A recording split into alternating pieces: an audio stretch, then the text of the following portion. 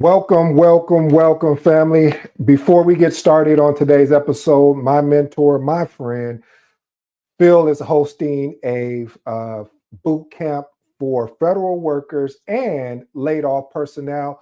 Save the date for March 10th through the 14th. Again, March 10th through the 14th. Check it out. I also have it in the comment sections for you, so you can just click the link and go there. So take advantage of this amazing opportunity that my friend is putting on and mentor. It's going to be some great training. Well, with no further ado, let's get into what you're here for today. And as we say, let's get to work. Are you leading your team or are you just managing tasks? Do you think your title makes you a leader? Think again. If you don't lead by example, no one, and I do mean no one, will follow you. You mind if I tell you a short story?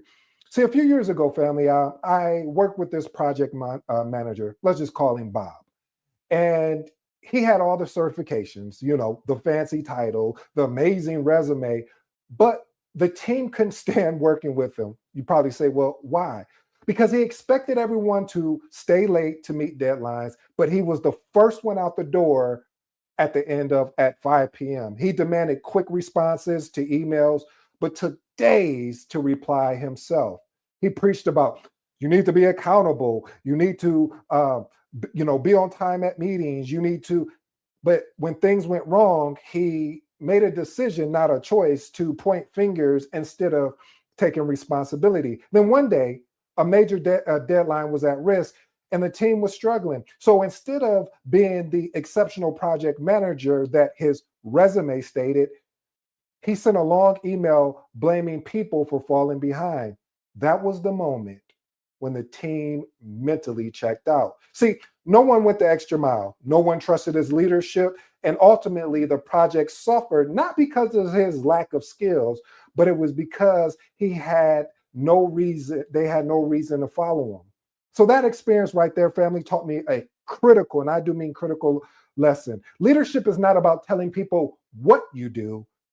If you want respect, you have to earn it. If you want your team to be accountable, you need to be the most accountable person in the room. If you want commitment, you have to show commitment first. So here's the question. Are you leading by example, or are you just expecting your title to do the work? Point number one, lead by example, not by title. So your team will follow what you do, not what you say.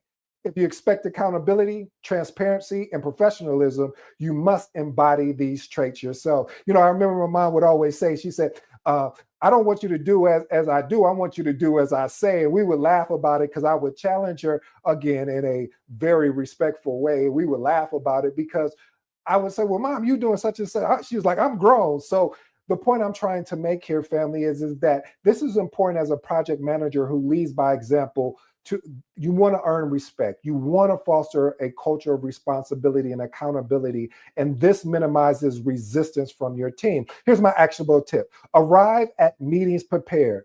Meet your own deadlines that you have set and handle challenges calmly. See, your behavior sets the tone for how your team operates. Point number two, communicate with clarity and purpose. See, having communication that's ambiguous causes confusion, delays, and unnecessary back and forth discussion. See, when your communication is rattled or it doesn't sound, that good, it just creates confusion. Here's why this is important. Clear, concise, and direct communication prevents misunderstanding, keeps stakeholders aligned, and saves time. Here's my actionable tip. Use structure formats for emails and updates, bullet points, summaries, and next points. I'll even dig deeper on that. When I send out an email, I send it out for a meeting recap or anything of that nature.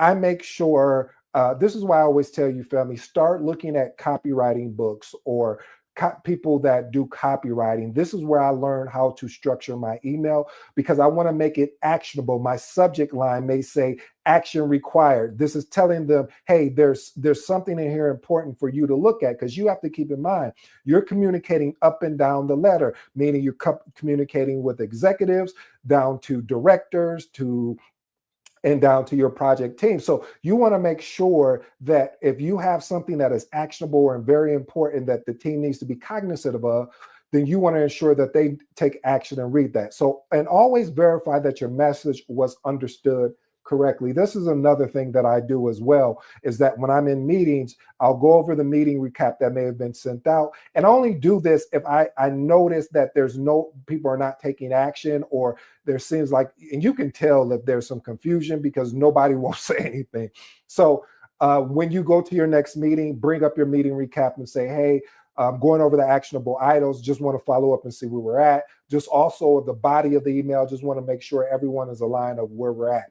Point number 3, learn to listen more than you speak. Okay, maybe I'm talking to myself here, because many project managers focus on too much on talking, directing, and instructing. But real leadership involves listening and understanding. When I first started off in my career, family, I had to learn this, and I'm still learning it. I've gotten much better than I was, because when I became a project manager, I thought I was empowered, because I was like, I need to direct them, I need to do this. But I first need to listen to what is the need, and then move forward by directing and having a back and forth conversation. Why is this important? Because listening, you gather insights, you understand team dynamics, and it detects potential issues before they actually escalate. Here's my actionable tip. In meetings, actively take notes, actively listen to what is being said, as well as, I love what one of my mentors said, also learn what is not being said, and then repeat back those key points to confirm an understanding.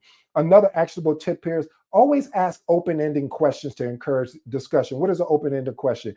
That means that you're not going to ask a question where somebody is going to have the ability to say yes or no. You want to ask, so what did you gather out of today's meeting? This makes them formulate a sentence of what was understood.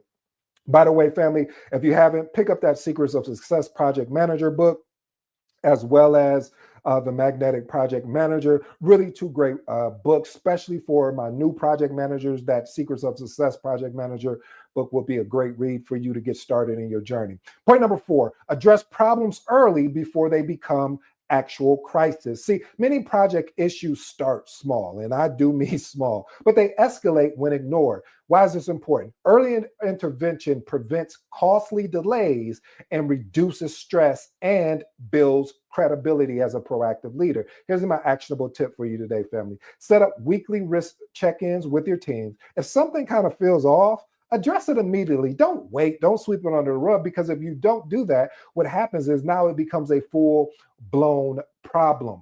Point number 5, own your mistakes and move quickly. If you're trying to cover up mistakes or blame others, damages trust, it weakens your leadership. Like I shared with you in the story, which was a real life story, which was crazy, because what happens is that people will be so quick to blame others and don't understand their role or their accountability that they needed to take. See, this is important because team respect leaders who take accountability and work towards, watch this, family, solutions. We always talk about here, we glance at the problem, but we throw everything at the solution rather than dwelling on the actual errors.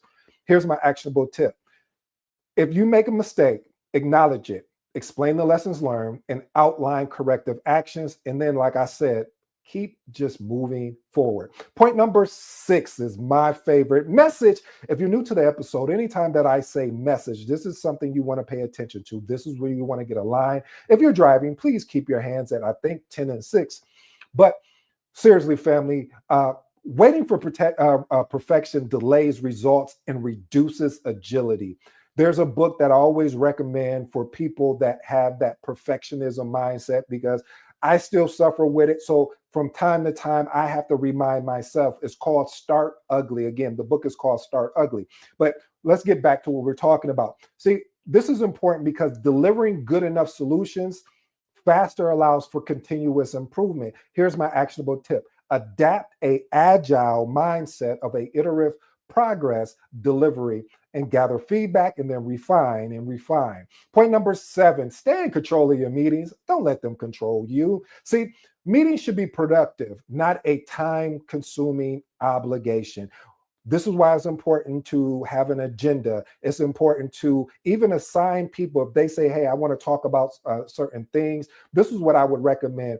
If you're during your project team meetings, I would reach out to the team and ask them, is there anything that they need to talk about during the weekly meeting? Because again, this meeting is for them. We need to understand, hey, what's going on in the project? We need to understand, are you having any impediments or any issues or anything of that nature? Because this helps the meeting, be more productive than like, oh, here we go again. I got to go to another meeting. You want this meeting to be as actionable as it can. This is important because a well-run meeting drives decisions, not choices, but decisions, and reduces inefficiencies. Here's my actionable tip. Again, stick to a strict agenda and stick to time limits if possible. One of the things I also leverage is use a thing called parking lot. What is a parking lot? A parking lot is where if we have an agenda, we're going to get through the agenda. If something comes up during the conversation, we'll put that in a parking lot. And if we have time near the end of the meeting, we'll go ahead and be adaptable to bring that in to talk about it. And in all your meetings with clear next steps. Point number 8, master conflict resolution, not conflict avoidance. I don't know why I did that. I just wanted to dance. But anyway, I digress. Ignoring team conflicts leads to resentment and inefficiency. This is important, family, because addressing conflicts head on fosters a healthy team dynamic. Here's my actionable tip. When conflicts arise, facilitate discussions with a neutral tone, listen actively, and guide the conversation towards a actual solution. Well, family, if you stayed this long, I truly appreciate it. Here's my final thoughts. I always want you to take action. When you listen to today's episode or any episodes that I do, I want you to take action. I want you to understand leadership is not about titles or years of experience or certification. It's about how you show up every single day. Listening to this episode is a great start, but true leadership is built through action, not just knowledge. This is why I'm always saying, take this information, this pragmatic information, and experiment with it at your job, because it's going to be important. See what works and see what doesn't, and what doesn't work for you, get rid of it. If you want to stand out, earn respect, lead with confidence. Focus on these three critical leadership principles to help you. Here's one of the 3 criticals. Lead by example, not by title. Like I said, your team will mirror what you do, definitely not what you say. So show discipline, show commitment, and most of all, be professional in everything you touch. Here's my action item for you. If you demand excellence, you be the first one to demonstrate it. Number 2, listen more than you speak. Leadership is not about having all the answers. One of the things that I do is when I don't have the answer, I'll say, hey, I don't have enough information to answer that accurately, but what I'll do is let me go research the information and I can come back to you. And I give a timeline. So I'll get back to you in 24 hours or, 3 hours, or depending on what the actual question is. And you want to listen actively and absorb insights and give your team space to contribute. Here's my actionable tip for you. The best leaders make people feel heard, not just managed. Not the last and final one, master conflict resolution, not conflict avoidance. I always talk about conflicts because we don't talk about that enough in project management. We kind of skip through it, but conflict happens a lot, and all conflict is not bad. Now, there's a lot of bad conflict out there, but sometimes there's some good conflict where we have really deep conversations where, yeah, the tone may change, but you as the project manager need to get everyone back in a calm state of mind. So ignoring tension doesn't make it disappear. It actually makes it worse. So address issues head on with confidence, fairness, as well as clarity. And my actionable tip, strong teams don't avoid conflict. They navigate through it together collectively. Now, it's your turn. Which of the leadership principles will you put into action today? The best project managers aren't just watchers, they are doers. So go ahead and lead with confidence, and enjoy. I hope you enjoyed today's episode.